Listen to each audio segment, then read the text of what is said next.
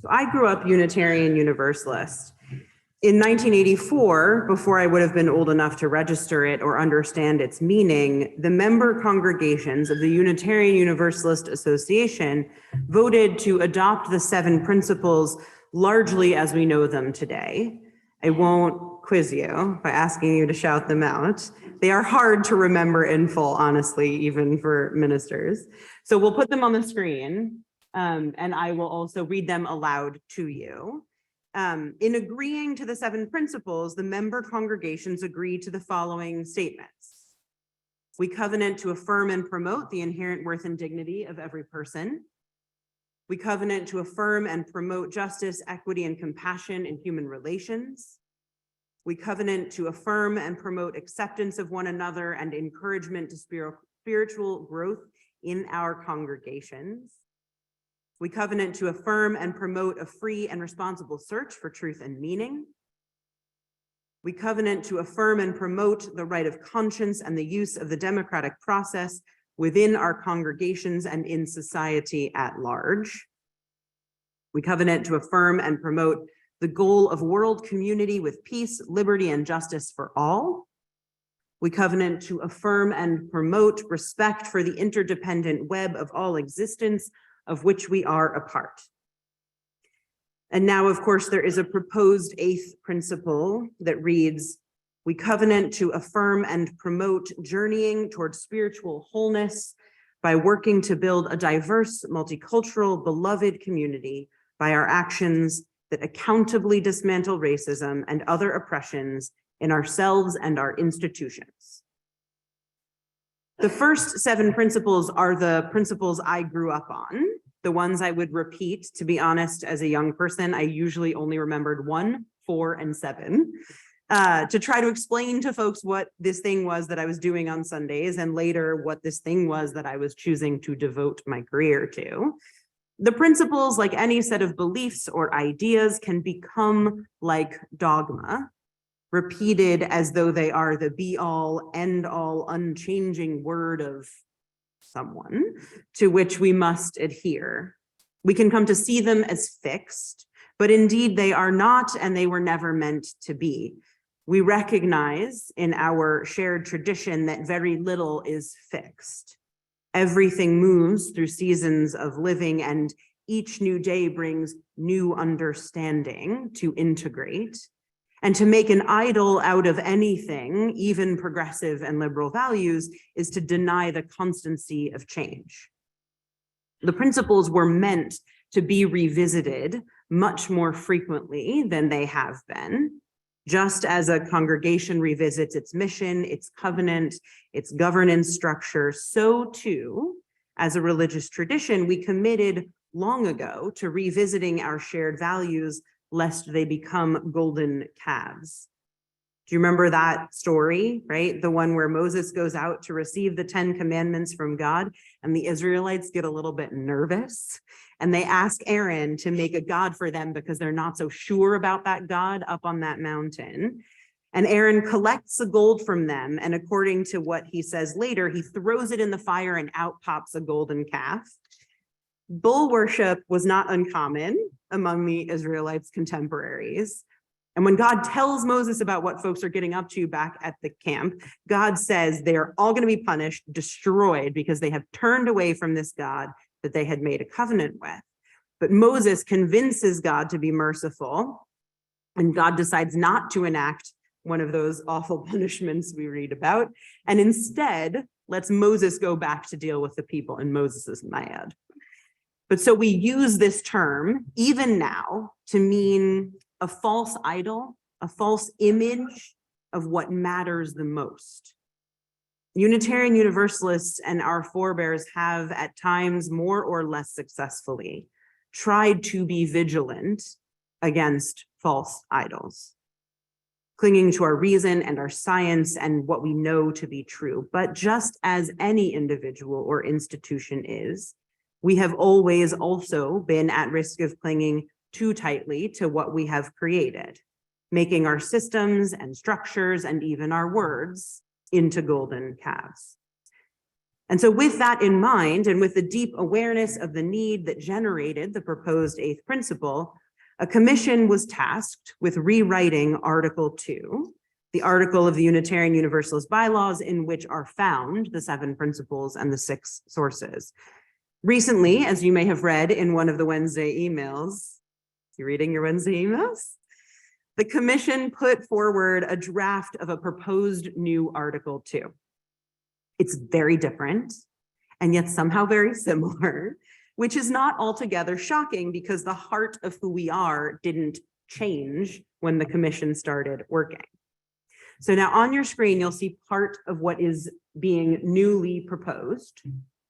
The image is of an oval that says love inside, and around that oval are 6 others that read pluralism, interdependence, equity, evolution, justice, generosity. Now, perhaps you see, as I do, echoes of our own circle structure here. Anyone? Anyone? Okay. There's a lead-in text before you get to this image in the draft. And the lead-in text, we're going to leave this up for a couple minutes so you can, the lead-in text reads like this. Love is the enduring force that holds us together. As Unitarian Universalists in religious community, we covenant, congregation to congregation and through our association, to support and assist each other in engaging our ministries. We draw from our heritages of freedom and reason, hope and courage, building on the foundation of love. Love inspires and powers the passion with which we embody our values. Inseparable from one another, these shared values are pluralism, interdependence, equity, generosity, justice, and evolution. Now, the text goes on to offer detail about each of these 6 ovals and the values enclosed within. Justice, they write, we work to be diverse, multicultural, beloved communities where all people thrive. We covenant to dismantle racism and all forms of oppression within individuals and our institutions. We are accountable to each other for this work. Generosity.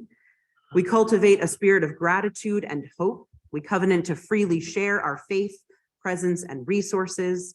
Compassionate generosity connects us one to another in relationships of mutuality. Evolution. We adapt to the changing world. We covenant to collectively transform and grow spiritually and ethically. Evolution is fundamental to life and to our Unitarian Universalist heritages, never complete and never perfect. Pluralism. We celebrate that we are all sacred beings, diverse in culture, theology, and experience. We covenant to learn from one another and openly explore the depth and breadth of our many wisdoms. We embrace our differences and commonalities with love, curiosity, and respect. Equity. We declare that every person has the right to flourish with dignity and worthiness. We covenant to use our time, wisdom, attention, and money to build and sustain a fully inclusive and accessible community of communities. Interdependence. We honor the sacred interdependent web of all existence. With humility, we understand our place in the web. We covenant to care for and respect the earth and all its beings by fostering relationships of mutuality. We work to repair the bonds we have broken. Okay. Obviously, we're never going to remember all of those, but the 6 words might be possible, 7 words. It's hard for me to imagine. We can take the slide down, Lily. Thank you. It's hard for me to imagine Unitarian Universalism without the 7 principles. It is what has been present my whole life as a defining feature. It's the UUism I have known. And yet I also know that my recall of them has always been imperfect. And I know that children have trouble, as I did, making them real to others as a way of explaining what this is. I know I have loved them, as many have, and I know that seasons come and go. Do you see what I mean about how they're sort of similar but different, right? They have the same bones, the equity and justice, interdependence and generosity, diversity and evolution, the evidence of which is this very next creation. I have been thinking, as I often do this time of year, about a poem by Maggie Smith, not the actress, the poet. I've read it to you before, but it bears repeating, though there is one instance of salty language and there is some disturbing imagery. She writes, "Life is short, though I keep this from my children. Life is short, and I've shortened mine in 1,000 delicious, ill-advised ways. 1,000 deliciously ill-advised ways I'll keep from my children. The world is at least 50% terrible, and that's a conservative estimate, though I keep this from my children. For every bird, there is a stone thrown at a bird. For every loved child, a child broken, bagged, sunk in a lake. Life is short and the world is at least half terrible, and for every kind stranger, there is one who would break you, though I keep this from my children. I'm trying to sell them the world. Any decent realtor walking you through a real shithole chirps on about good bones. This place could be beautiful, right? You could make this place beautiful." I think about this poem often during this time of year, because we are wrapping up election season, waiting for the last challenging recounts and mail-in votes and uncertainties to fade so we can settle into whatever this reality will be for the next 2 years. I think about this poem because although I am not certain everything is at least 50% terrible, I'm not sure it's quite as bad as Smith suggests. We all know that certainly everything isn't as good as the bones tell us it could be.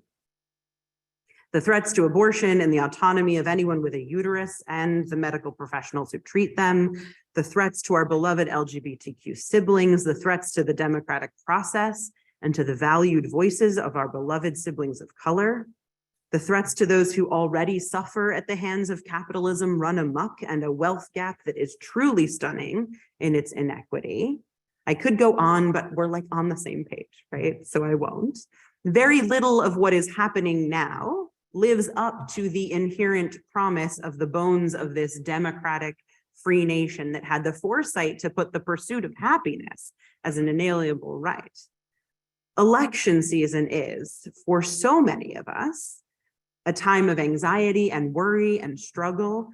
My friend David called me up on election day to see if I was around for lunch because he just could not stew and watch the news any longer, but he couldn't stop himself if he stayed home. So he was like, please just come for lunch. He knew it wasn't good for his mental health. So off we went and we talked about kids and life and future plans and a tiny bit about the election, but mostly not. Election season has us running an emotional marathon. Hope, excitement, possibility, fear, stress, uncertainty, resignation, indignation, so many feelings, so many feelings.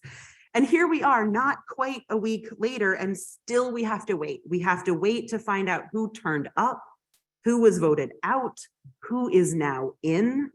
We have to wait to find out the shape into which we, all of us and all our fellow voters, have molded our democracy in this moment.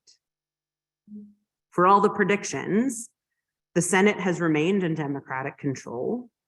For all the predictions, conservative extremists, conspiracy theorists, and those promoting fanatic violence have largely been kept from office. In spite of the Supreme Court's recent rulings, we have seen states vote to enshrine in their constitutions abortion as a right. Not many, but a few, and that's more than none. In spite of gerrymandering and attempts to manipulate elections, the House of Representatives will remain quite close. There's no landslide in sight, no aggressive swing away from the values, ideas, and platforms of the last 2 years. In spite of all the anxiety going in and the questions that remain, it actually turned out pretty okay. Like, it turns out that maybe, just maybe, there are some good bones that are lasting. Good bones that we can turn into something beautiful, because that is the call. In a world in which change is inevitable and stagnancy is not an option, we are called not to be passive recipients, but to help make change in order to shape the world. Take those idealistic foundations and make good on their promises. Create the home, the world, we dream about by changing ourselves and changing our systems, by shifting our collective priorities toward love. We work change in ourselves by choosing carefully how to spend our time and our resources, by engaging in reflection, maybe through prayer as our reading suggested. In myriad ways, we work to change ourselves, integrating our pasts, embracing our futures, and moving boldly forward. The work of self-transformation is hard and it is necessary. We work change in our society by choosing over and over to see the good bones, focus on the parts we can control, and create more justice, equity, generosity through our own determined embracing of these values, and through our advocacy, our giving, and our labor. The work of changing our culture is hard, and it is necessary. We work change in the wide world by choosing every day to see the ways that we are connected, each to each on this planet we call home. Growing to understand the seasons and cycles we cannot shift, and those that we can make and mold and shape and guide with love. The work of discernment is hard and it is necessary. We must go through hard seasons and do hard things. And we must be willing to be imperfect along the way, looking to the strong foundations laid by others and building up something new. Election season is coming to an end, but the season for living our values, making what we can of our lives and of this world, creating more justice, embracing more joy, bringing more love, that season lasts all year long. And it is that to which we recommit ourselves this morning. So I'm actually going to ask you to join me in a responsive reading by the Reverend Dennis McCarty, also a UU minister, who has a really lovely blog, Thoughts from a Gentle Atheist, that I highly recommend to you. Your part will be the part in italics and the white text. We are a strong and justice-seeking people. We aspire to a better world where neighbors are beloved and the same roads lie open to all.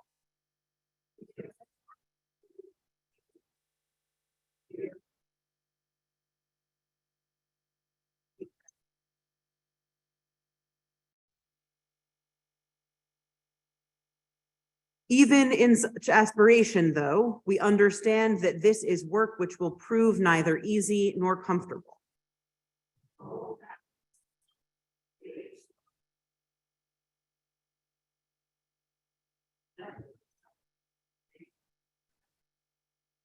It therefore follows, where yesterday leaves something to be desired, today must change.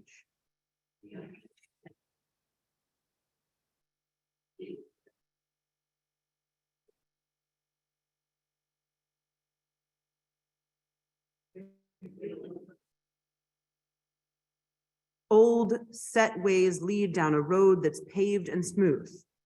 Familiar patterns which we know by heart are easily followed with our eyes closed. But we resolve, But we resolve to open our eyes. We resolve to live in courage, change old ways, do what has not yet been done. Let us sing the praises of sacred discomfort then, because that is the door by which we enter a new and better realm.